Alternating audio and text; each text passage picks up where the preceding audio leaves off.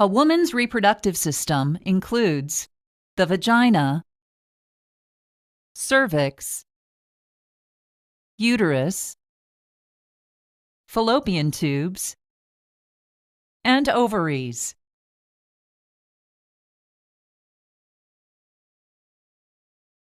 During vaginal sex between a man and a woman, semen passes out of the man's penis into the woman's vagina in a process called ejaculation. Semen contains tens of millions of sperm.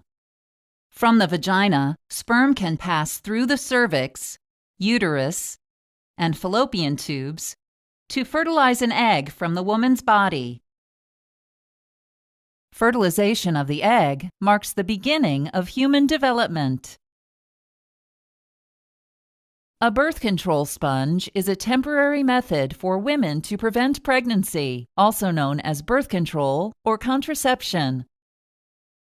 The sponge is made of soft foam. It has a dimple on one side and a short cotton loop attached.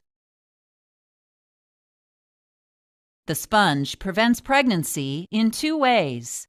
First, the sponge covers the woman's cervix to prevent sperm in the man's semen from entering her uterus. Second, the sponge contains a substance called spermicide that kills sperm.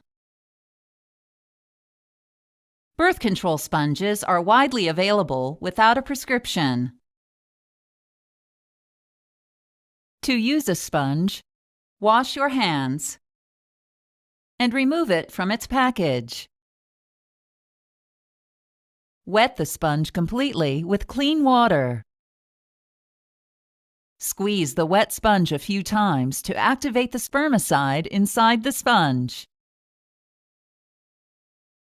Next, hold the sponge with the dimple side facing up and fold the sponge upward. With the loop hanging down, insert the folded sponge into the vagina. Push the sponge as far into the vagina as it will go with 1 or 2 fingers. When the sponge is released, it will unfold and cover the cervix. Check with your fingers to make sure the cervix is completely covered by the sponge and the loop hangs down in the vagina. A woman can have sex right away or up to 24 hours after inserting the sponge. Do not leave the sponge in place for more than 30 hours. To remove it, insert a finger into the vagina to find the sponge's loop.